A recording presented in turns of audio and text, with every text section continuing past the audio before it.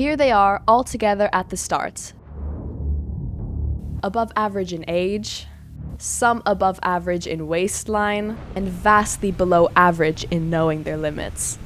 Setting off from Turin. They were aiming to reach Nice in 7 days.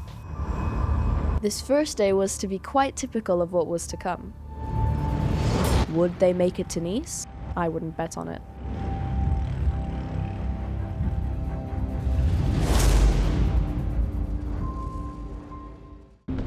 The usual traffic getting out of a big city like Turin, negotiated safely.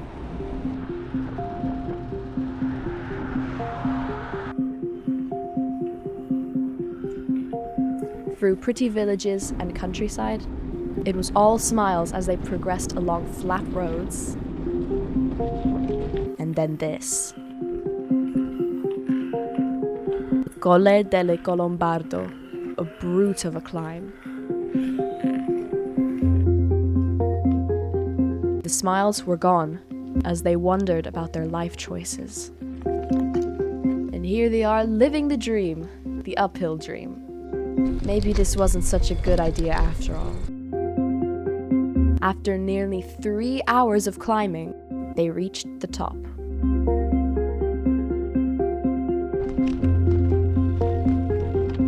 Then, reward. Sweeping gravel descents, thin mountain air, and views that make all the wheezing worthwhile. Smiling politely while vibrating violently, with a few wobbles.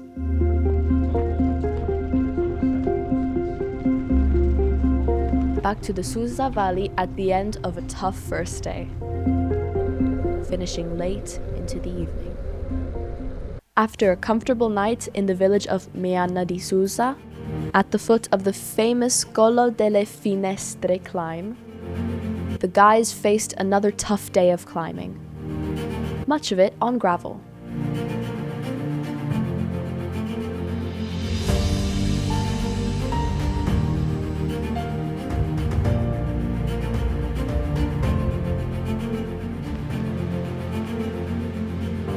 This climb followed the route of stage 20 of the 2025 Giro d'Italia.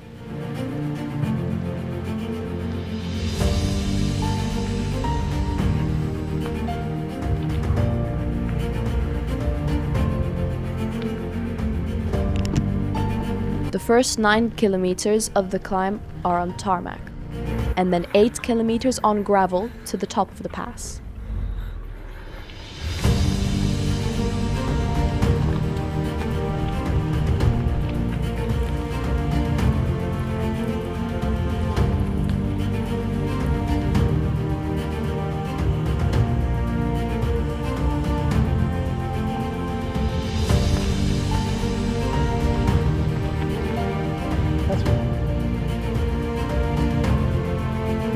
Another climb of almost 3 hours completed. 33 hairpin bends, or tornanti in Italian. Happy faces again, having completed the first climb of the day. A short coffee stop in a mountain refuge, and then they were back on the road. And on to the next challenge of the day. The Strada della Sieta.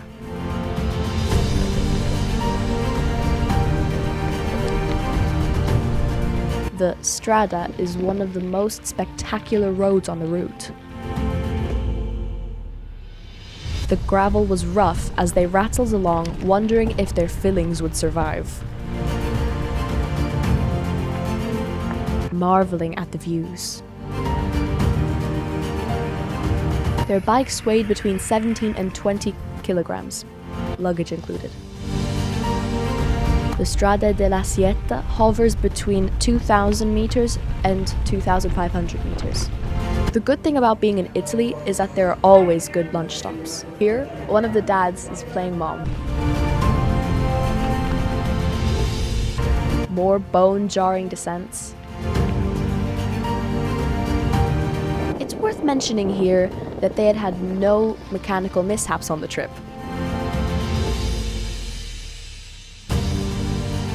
One of them here, hardly visible in full camouflage.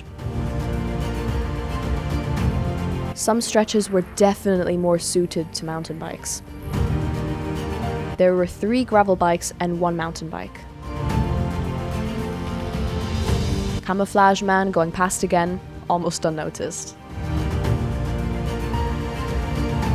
There are 5 mini passes on the Strada della Sieta: the Colle Basse, the Colle Bourget, the Colle Costa Piana, the Colle Blegier, and the Colle della Sieta. Kinda useless information, really.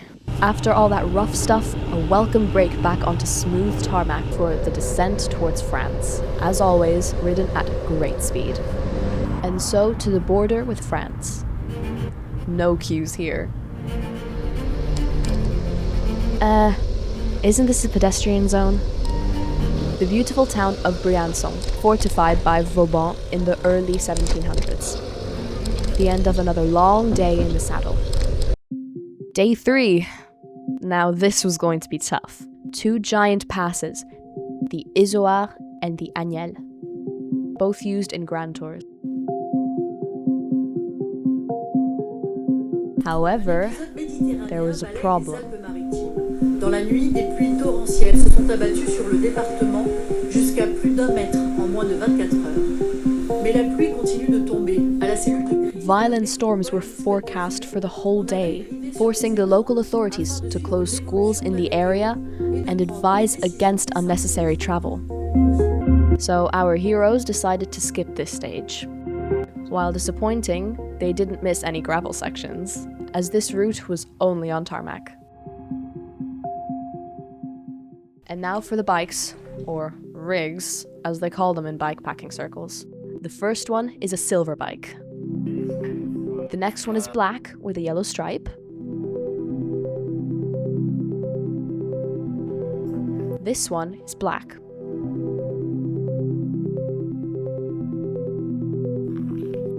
And another silver one.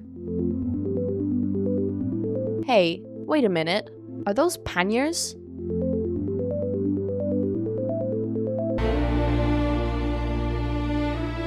And so we come to the Queen stage. By far the toughest, but the most spectacular day of the trip.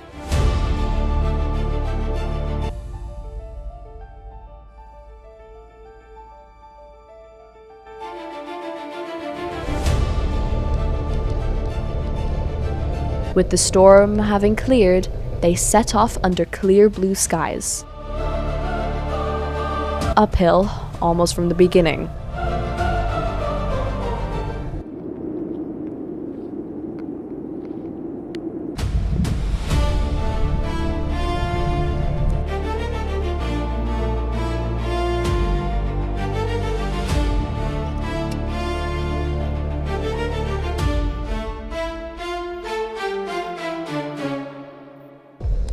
Kestrel, Turmfalk.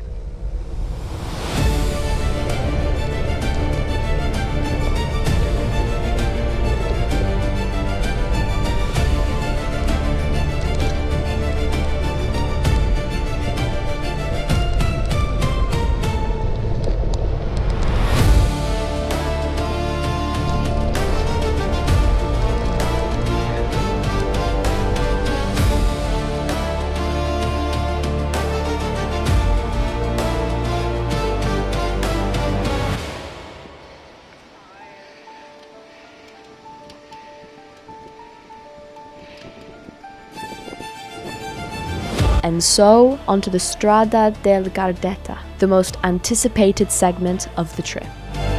Despite the previous day's rest, and with so much climbing again, cumulative tiredness was setting in.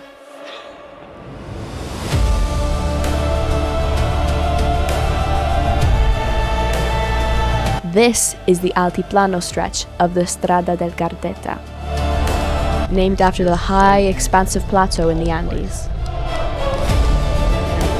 It was the most remote and beautiful segment of the whole route.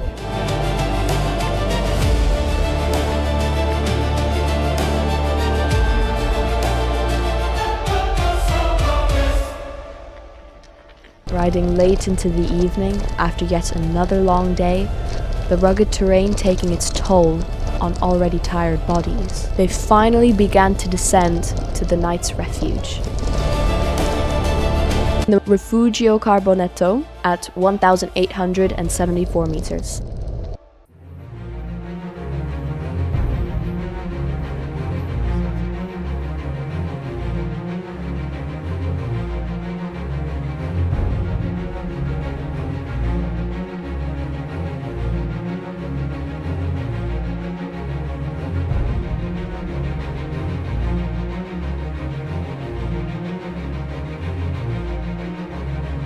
After a comfortable night in the remote Refugio Carbonetto, it was all smiles again. Even more so because this day started with downhill. Well muffled up against the cold morning air, a glorious descent in sunshine and shade.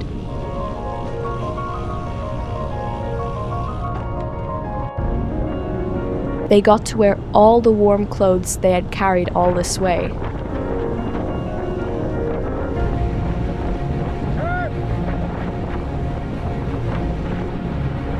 In the Valle Vermegnana, it was back to full greenery after the barrenness of the high mountains on the way to Vernante at the foot of the Col de Tende.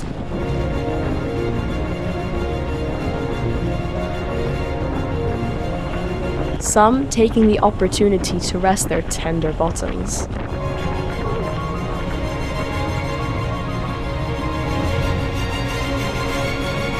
Always on the lookout for opportunities to refill water bottles, most villages along the route had water fountains.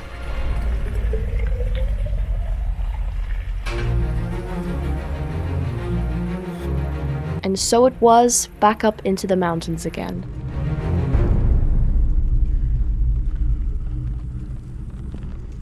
This time, the Col de Tende with its 46 hairpins and more toil. Settling into the next hours of ascent, riding their lowest gears again. Past the ski station of Limone 1400, all with their uphill faces on now.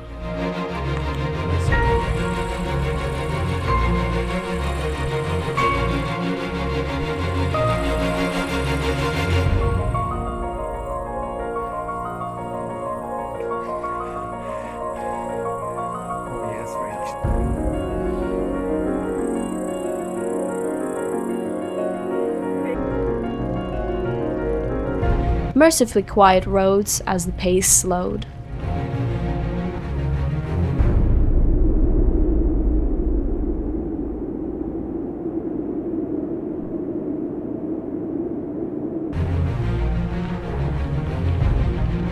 The final kilometers of rough gravel to the top of the Col de Tende were more difficult than expected.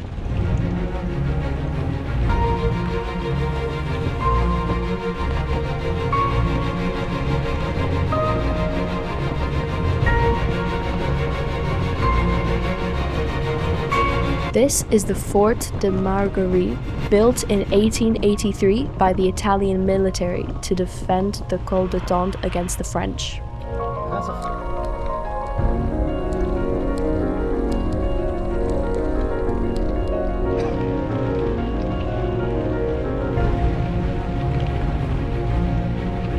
There are many imposing forts in this area, all built for the same reason. Day 5 and ongoing fatigue is limiting progress.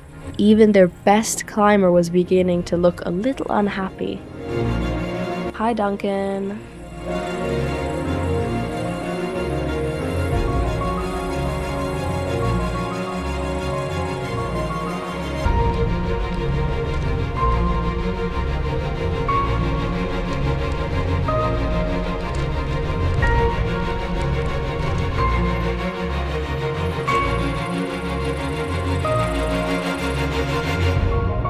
Taking photos is always a good excuse for a rest.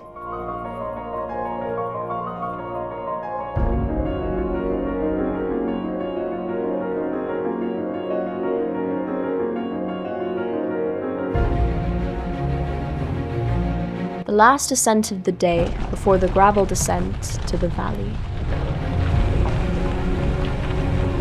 And this was another rough one.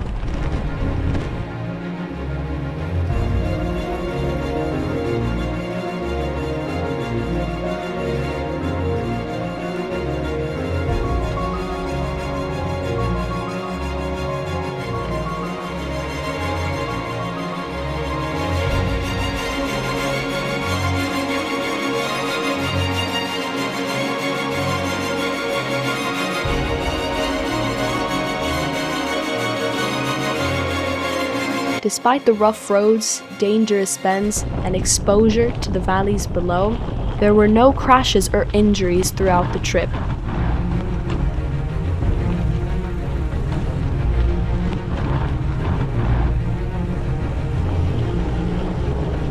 The town of Tente coming into view meant that the end of day 5 was near.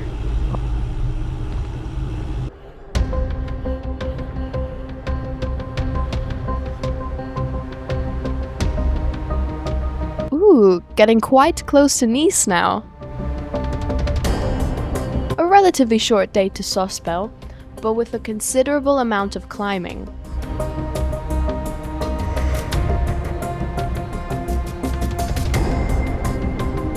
The day started downhill, and the racing began. These are really fun moments, I'm told. Slowing down for the 50 km/h speed limit through the village, and back up again to 80 km/h. Dangerous and noisy tunnels, and back again onto quiet roads.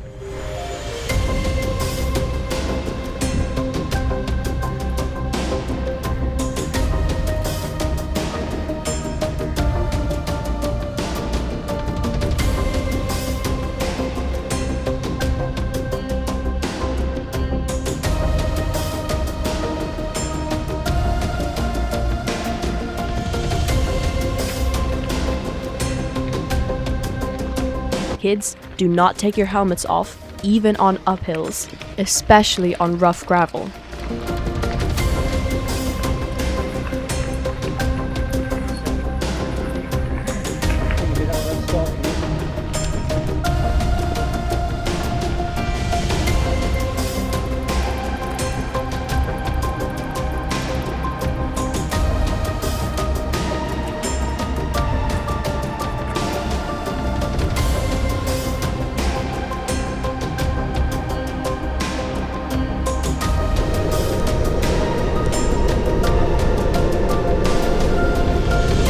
More irresponsible descending. Actually, this is controlled, calculated, relatively cautious descending by the guys, aware, as they have been throughout, that to crash would jeopardize the success of everyone's trip. Not to mention hurt quite a bit. Boys will be boys though, and they found it hard not to push the limits every now and then.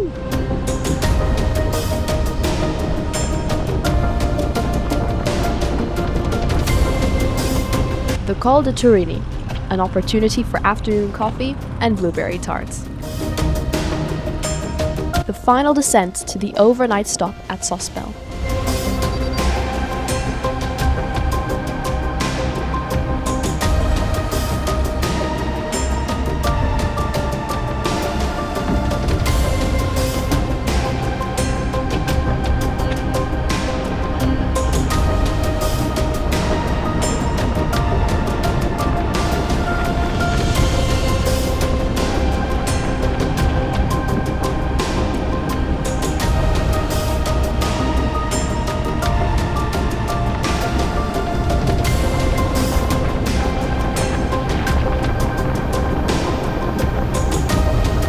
The end of day 6, and they are within spitting distance of Nice.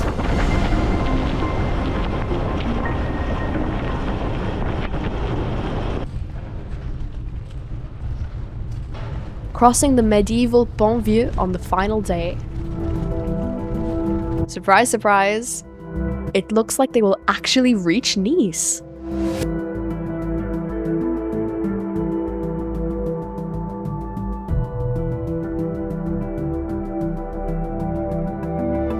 Not such a difficult day, but no pushover. Still plenty of climbing, right from the start. A closer look at the panniers. A little fuller now because of the warm weather. A few last day vanity opportunities. There was definitely the feeling that they had done it.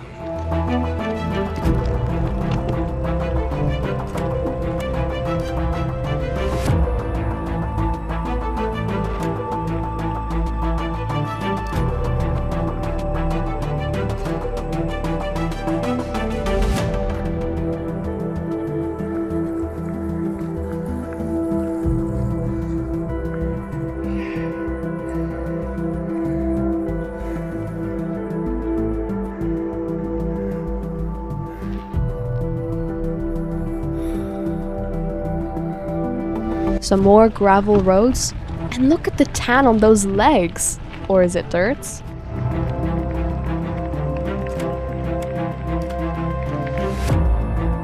And much warmer weather as they approached the Mediterranean.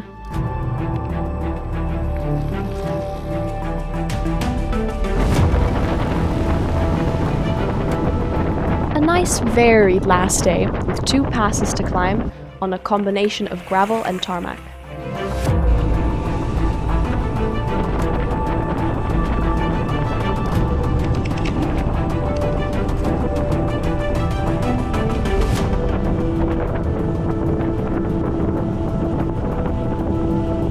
Ooh, careful on those blind bends.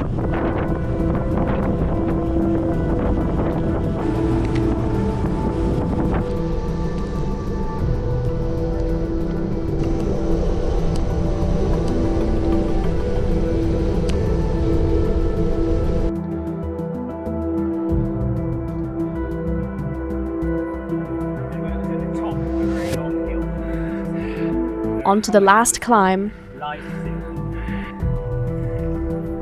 And there it was, the Mediterranean in the distance.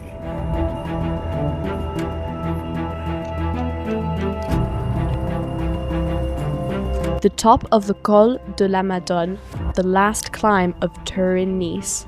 More relief than pure joy by the look of it. Then the final race downhill to Nice.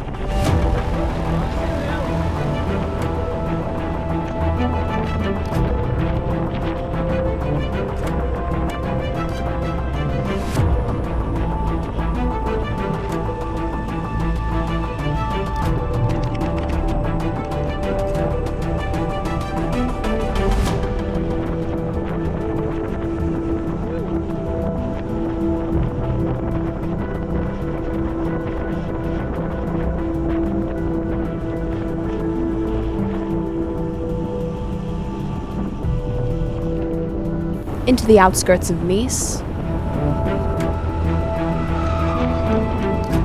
Traffic and palm trees.